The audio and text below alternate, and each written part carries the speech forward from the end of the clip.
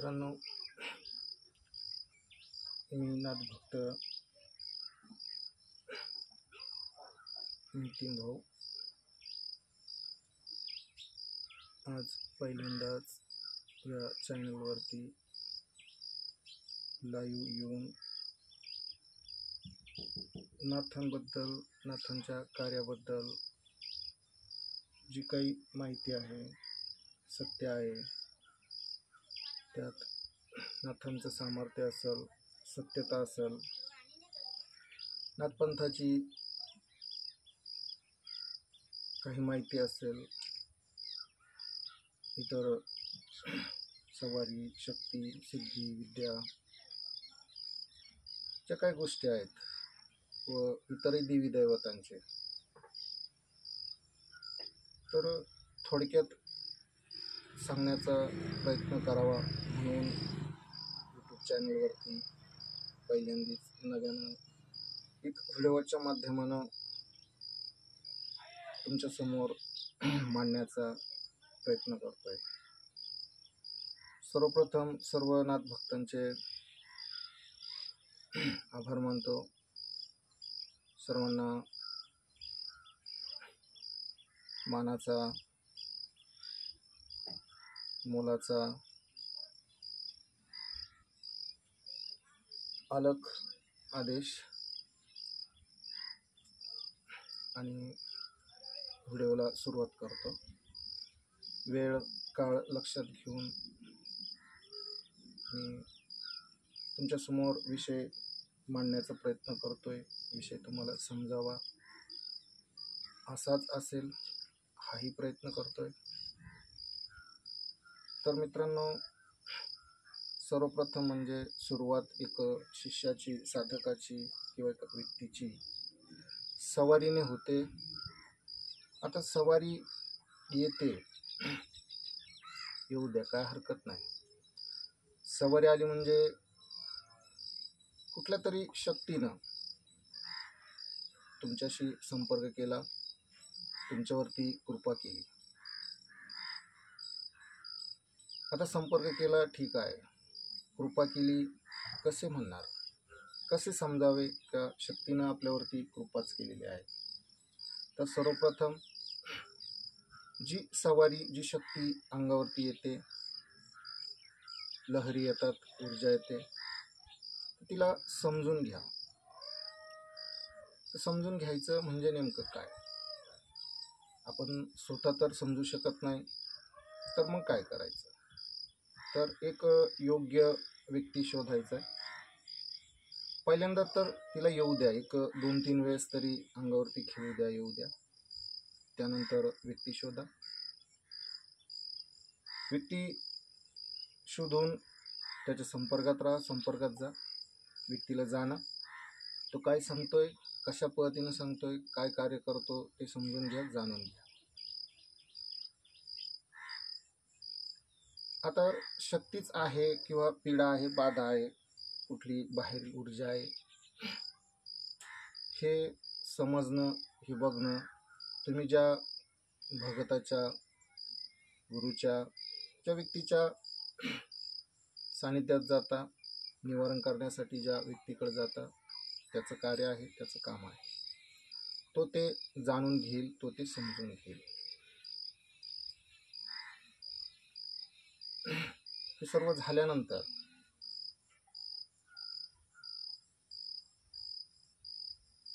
तिची पालवणूक, नियम, बंधनं, मार्ग, हे सर्व गोष्टी आहेत।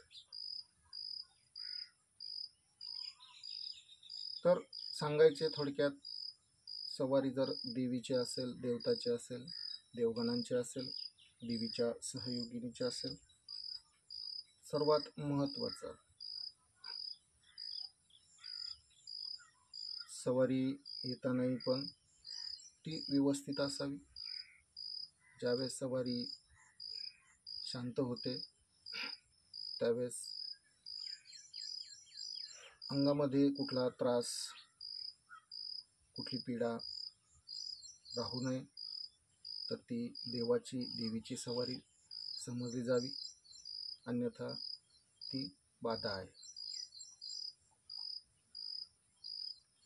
जर देवीचीच सवारी असेल, देवाचीच असेल, तर सवारी गेल्यानंतर उतरल्यानंतर तुमच्या शरीरामध्ये कुठलाही व्याधी, कुठलाही त्रास राहणार नाही. शरीर हलके होईल, मोकळे होईल, मन प्रसन्न होईल. अन्यथा दूषित क्रिया असेल, कार्य असेल, करणे असेल, बाधा असेल, तर शरीरावरती प्रेशर राहील, दबाव राहील, त्रास राहील. म्हणजे ती सवारी देवाची नाही, ती सवारी तुमच्या उपयोगाची नाही. तर ती पीडा आहे, तिचं निवारण करून घेणे हे सर्वप्रथम गरजेचं आहे. आता अंगात वारे आले म्हणजे आनंद होतो. आपण देवकार्याला सुरुवात करतो. सेवा करणं, भक्ती करणं, पूजा करणं, ह्या गोष्टी करतो. सवारी समजून घ्या का आली. तुम्ही केलेल्या सेवेच्या फळरूपी आली तर तुम्ही सेवाच करत नाही. तुम्ही तुमच्या कार्यात, शिक्षणात, ज्याही कोणत्या घरगुती कार्यामध्ये व्यस्त आहात आणि अचानक सवारी येते. नेमकं तिचं येण्याचं कारण समजून घ्या, तिचं उद्दिष्ट समजून घ्या. त्या सर्व गोष्टी समजून घेऊनच सवारीचे कार्य करावे आणि त्या सवारीवरती विश्वास ठेवावा. अन्यथा त्यावरती विश्वास ठेवू नये.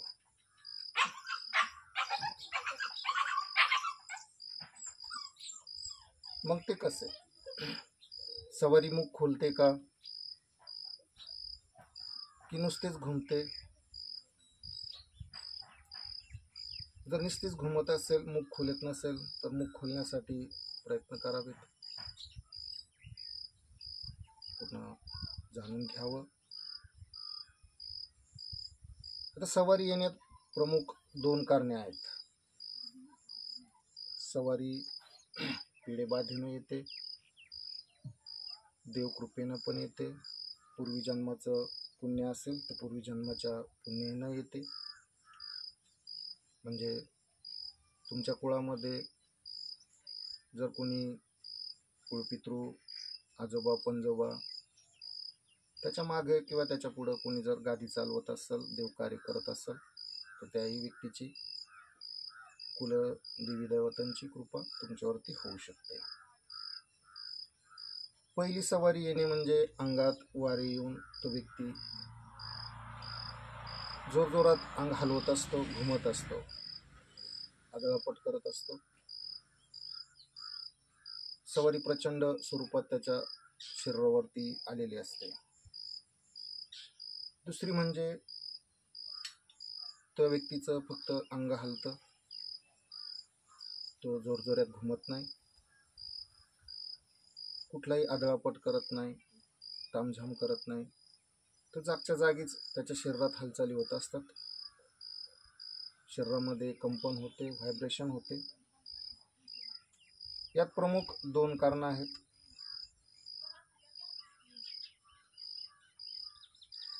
दोन कारणापैकी पहिले कारण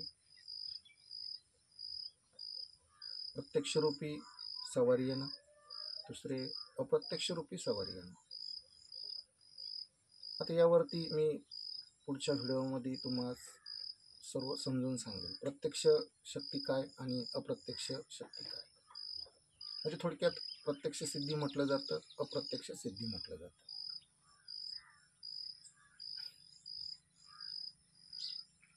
व्हिडिओ जास्त मोठा न करता, तुमचा वेळ वाया न घालवता, सर्व नियमधर्मांचं पालन करून, नियती निसर्गाचं पालन करून, मान ठेवून, नाथपंथांचा मान सन्मान करत, इतरही सर्व देवीदेवतांचा मान सन्मान करत,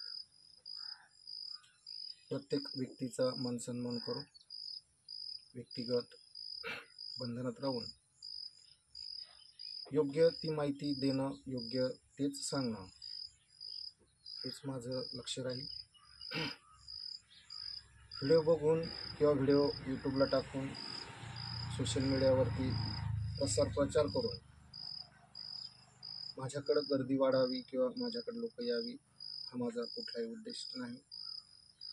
जे सत्य मी शोधलं, जे सत्य गेल्या 5-7 वर्षामध्ये मला सापडलं, मी प्राप्त केलं, मेहनत केली, कष्ट केले, तेच सत्य इतरांच्या समोर व्हिडिओच्या माध्यमातून सांगावं ह्याच प्रयत्न केला.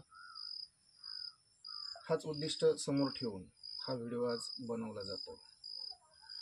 व्हिडिओ हा पहिल्यांदाच आहे. यानंतरही तुमच्या कमेंटनुसार, तुमच्या अडीअडचणीनुसार, प्रश्नानुसार मी तुमच्या कमेंटचे, प्रश्नांचे उत्तर देण्याचा प्रयत्न करीन. म्हणून सनातनी नितीन ह्या चॅनलला सबस्क्राईब करा, लाईक करा, शेअर करा, जेणेकरून तुमचे आणि तुमच्या कुटुंबाचे रक्षण होईल. 2 गोष्टींचं ज्ञान मिळेल. कारण आध्यात्मिक क्षेत्रामध्ये, धार्मिक क्षेत्रामध्ये खूप अंधश्रद्धा आहे. चुकीच्या गोष्टी शिकवल्या जातात, चुकीच्या गोष्टी सांगितल्या जातात. 5 वर्षात मी या सर्व गोष्टींचा अनुभव घेतलाय. या सर्व गोष्टी अनुभवत माझा प्रवास झाला. त्यामध्ये गुरु असेल, गुरु आई असेल, कुणी असो, या सर्व गोष्टी तो आपल्याबरोबर अशा पद्धतीने करतो, तो आपल्याला पूर्णपणे ओळखू शकला का? आपल्या अंगावरती येणाऱ्या सवारीला तो जाणू शकला का? सवारीचं जे कार्य करायचे, प्रमुख कार्य तो करू शकला का? हे सर्व जाणून घ्या. वेळ, वार, काळ याची जर कारण देत असाल, पुढच्या अमावस्याला, पुढच्या पौर्णिमेला, पुढच्या आंघोळीला हे होईल, हे करील, हे जर सांगत असाल तर तुम्ही जाणते आहातच, तितके तर हुशार आहातच. तर वेळ वाया घालू नका. ज्याही शंकेचं, ज्याही प्रश्नांचं, ज्याही गोष्टींचं निवारणासाठी तुम्ही ज्या व्यक्तीकडे जाताय, त्या व्यक्तीशी व्यवस्थित नीट बोलून बसून तुमच्या प्रश्नाचं निवारण योग्य त्या रीतीनं व्हावं म्हणून योग्य तोच व्यक्ती निवडा. आता व्यक्ती निवडणं सहज नाही, सोपं नाही. म्हणून कुठल्याही अंधश्रद्धेला बळी न पडता योग्य तेच कार्य करा. कुणाचे काही प्रश्न असतील, अडचणी असतील तर जरूर कमेंट करा. तुमच्या कमेंट मी नक्कीच वाचेल. कमेंट वाचल्यानंतर तुमच्या प्रश्नाचं योग्य ते निवारण केलं जाईल, उत्तर दिलं जाईल. म्हणून चॅनलला लाईक करा, सबस्क्राईब करा, शेअर करा, कमेंट करा. नाथचरणी, नाथभक्त म्हणून मी प्रयत्न करतो आणि या चॅनलला जास्तीत जास्त लोकांपर्यंत पोहोचवा, म्हणजे यातून प्रत्येकाला काही ना काही शिकायला मिळेल, समजून घेण्यासाठी मदत होईल. हिंदी भाषेतही चॅनल आहेत, पण मी मराठी भाषा ही आपल्या सनातन धर्माच्या लोकांना व सनातनी मराठी भाषेचं पालन करणाऱ्या प्रत्येक व्यक्तीला हे सोपं व्हावं, सहज समजावं म्हणून प्रयत्न मराठीतच व्हिडिओ बनवण्याचा करत आहे. हा माझा पहिला व्हिडिओ आहे. आदेश.